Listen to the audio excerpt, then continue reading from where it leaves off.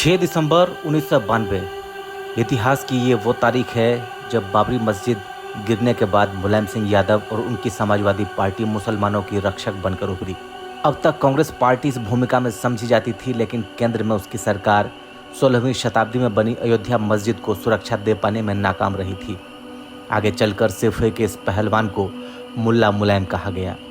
हालांकि इससे 2 साल पहले जब बीजेपी के तत्कालीन अध्यक्ष लालकृष्ण आडवाणी के आह्वान पर सैकड़ों की संख्या में कार सेवक अयोध्या की ओर बढ़ रहे थे, तब मुलायम ने दावा किया था कि अयोध्या में परिंदा भी पर नहीं मार सकता। उन्होंने इसका पालन करते हुए अयोध्या में कार सेवकों पर फायरिंग का पुलिस को आदेश दे दिया था। इसमें 28 लोगों की मौत हो गई थी। ये दौर था 1989 और 90 का। साल 1990 का वो अक्टूबर का महीना था। मंडल और कमंडल की राजनीति चरम पर थी। 1989 में बीजेपी के सहयोग से जनता दल कैंडिडेट के रूप में मुलायम पहली बार यूपी के सीएम बने थे। हालांकि भगवा दल के साथ संबंधों में उस वक्त खटास आ गई जब केंद्र में जनता दल की अगुवाई वाली सरकार चला रहे पीएम वीपी सिंह ने ओबीसी को 27% नौकरियों में आरक्षण वाली मंडल आयोग की रिपोर्ट लागू कर दी। केंद्र की वीपी सिंह सरकार को सपोर्ट कर रहे आरएसएस और बीजेपी ने इसे हिंदुओं को बांटने की चाल माना। विशेष रूप से उत्तर और पश्चिम भारत की जनता को अपने साथ करने के लिए बीजेपी ने धार्मिक कार्ड खेला और राम मंदिर अभियान के रथ पर सवार हो गई। लालकृष्ण आडवाणी ने सोमनाथ से अयोध्या के लिए रथ यात्रा निकालने का ऐलान कर दिया। हजारों की संख्या में कार सेवक उनका स्वागत करने के लिए अयोध्या की ओर बढ़ने लगे। वे मंदिर के लिए कार सेवा करना चाहते थे।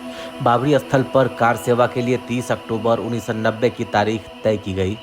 हालांकि आडवाणी की यात्रा को एक और यादव क्षत्रप लालू प्रसाद यादव ने बिहार में रोक दिया। इधर कार सेवकों का अयोध्या आना जारी रहा। रामनगरी किले में तब्दील हो गई। जैसे ही कार सेवक अयोध्या पहुंचे, सुरक्षा कर्मियों के साथ उनकी झड़प शुरू हो गई। 30 अक्टूबर की दोपहर में मुख्यमंत्री मुलायम सिंह यादव ने बेकाबू होकर कार सेवकों पर फायरिंग के आदेश दे दिए। आधिकारिक रिकॉर्ड के मुताबिक 30 अक्टूबर और 2 नवंबर को पुलिस की फायरिंग में 28 कार सेवक मारे गए। कुछ दावे 50 लोगों की मौत के भी किए जाते हैं। इस एक्शन के बाद मुलायम सिंह सेकुलरिज्म के चैंपियन बनकर सामने आए, जिसने बाबरी मस्जिद की रक्षा की। इसके बाद से उन्हें मुल्ला मुलायम उपनाम से पुकारा जाने लगा। उनकी छवि मुसलमानों में तब भी बरकरार रही जब 2 साल पहले मस्जिद ढही और उस समय वह सीएम भी नहीं थे। 2010 के दशक में बदलते सामाजिक राजनीतिक परिवेश में उन्होंने कई मौक़ों पर अपने इस एक्शन को उचित ठहराने की कोशिश की। साल 2017 में अपने 79वें जन्मदिवस समारोह में मुलायम सिंह यादव ने कहा था कि कार सेवकों पर गोली चलाने का आदेश देना कष्टकारी फैसला था, लेकिन देश हित में उनको ये फैसला लेना पड़ा। मुख्यमंत्री के तौर पर अपने पहले कार्यकाल में 1989 से 91 के दौरान मुलायम की सीधी प्रतिस्पर्धा पीएम वीपी सिंह से थी और मुसलमानों के सबसे लोकप्रिय नेता बनकर उभरे। धर्मनिरपेक्ष बुद्धिजीवियों में भी उनकी अलग छवि थी। वीपी सिंह ने पैगंबर की जयंती को राष्ट्रीय अवकाश घोषित किया और कहा कि आडवाणी को गिरफ्तार करने के मुलायम के प्लान से प्रोत्साहित होकर लालू ने यूपी में प्रवेश करने से पहले ही ऐसा कर दिया।